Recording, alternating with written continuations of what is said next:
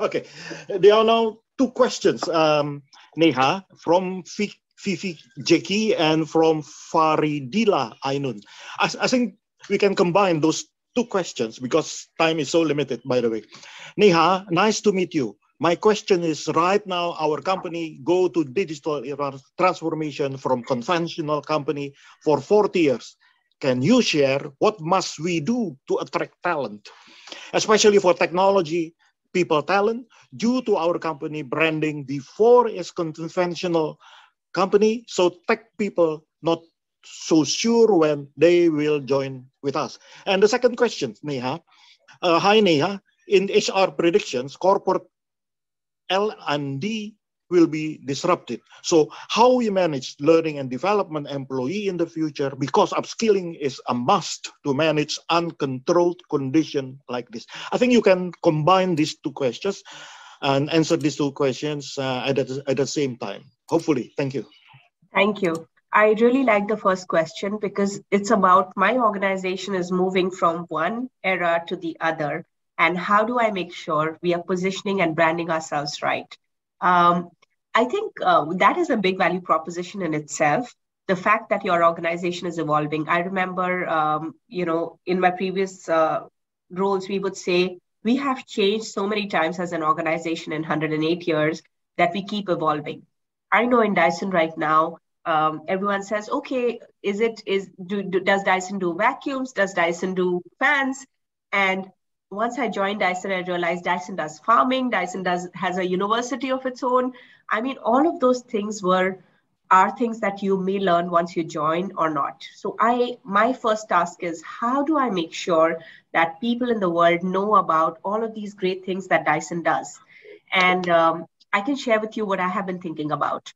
The first thing to do is to tell the workforce of the future. So form those university relationships, because that is so important. So you want to get in schools and you want to share what the vision of your company is, or even if you get a small booth or small session, make sure you are able to connect with the students, give them something, because no one's going to come just to hear a spin about the company. I think the most important thing is, what are we giving them? It could be a skills session. It could be a session like this where you share some insights, plus you share more about the vision for the company, where you want to go in the next 12 months. Who are you looking for? What are the roles? I really think colleges, universities, college students are an excellent tool to tap onto. The second thing that I would do is be very honest and clear about what you are as a company and what you're not, but you aim to be, which means that an organization that's transforming into, let's say, a cloud organization, just sharing this is our vision and this is how we intend to go there, rather than say, we are the number one cloud org in the world. I'm just giving a random example, but I think being very clear about what you are and where you wish to be is very important, so that people look at that vision and people don't start criticizing your current phase of transformation, because transformations are messy. We all know that. We all go through trial and error, etc. So I think being honest about that journey and showing that vision are important. And the third and the last point I would say is the purpose of the company is very important. So you may move to a technology company, you may move to a product company, consumer goods company, whatever it is. What is the purpose of the company? Why should people join you? That's important. And that's very important to communicate to the hiring managers, so that when they are having those discussions, they're giving the same message. I remember I had interviewed with an organization long ago, 10 or 11 years ago, when I was moving to Singapore. I was interviewing with IBM and with another organization, because I didn't know if I'll get a job, in IBM in another country. And I had the same interview experience with that company across 5 interviews. It was so planned and so well done that I still remember that experience. So I think, how do you create that irresistible experience where someone feels like, everyone told me the same thing? I can be honest with you, for my discussions with Dyson, I knew I will get what I see, because they didn't try to make it all fancy. It was all the good, bad, ugly in front. So I could tell it was a very, very authentic discussion at all levels, with the CEO, with the CHRO.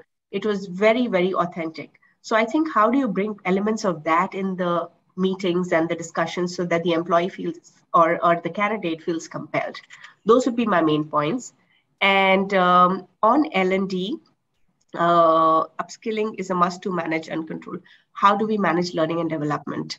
I think this was a big challenge that I had seen in my previous role, where everything that was in person suddenly had to be made virtual. So I think 60% of the content that the teams were working on was hybrid in some way, and they had to change. The most important thing is getting those key skills right? Like in learning and development, you can't overnight transform into a digital organization. What do you do where you look at, it's very important for me to get my onboarding learning experience right. It's very important for me to get my agile skills right. So I think shortlisting it for the next 3 things, and then I'm giving you a very tactical advice, but that's what I would do. I would look at the top 3 things that I want to target as an organization.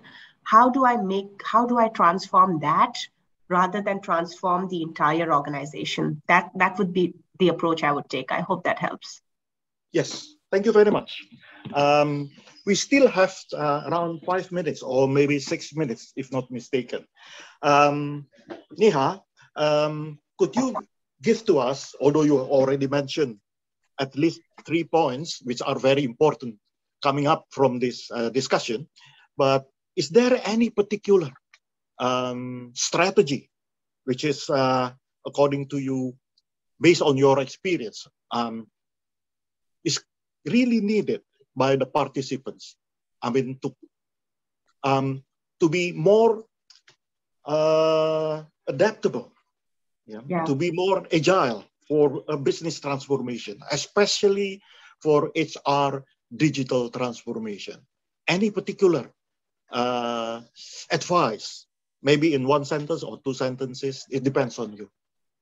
Yeah. One of the advice I would give is, rather than focusing inwards all the time, the fact that you're attending this session tells me that you are looking for ways to learn. We all have to connect, especially in this time.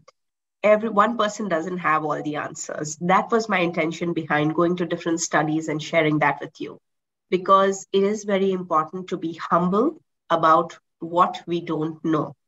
So that would be my first advice.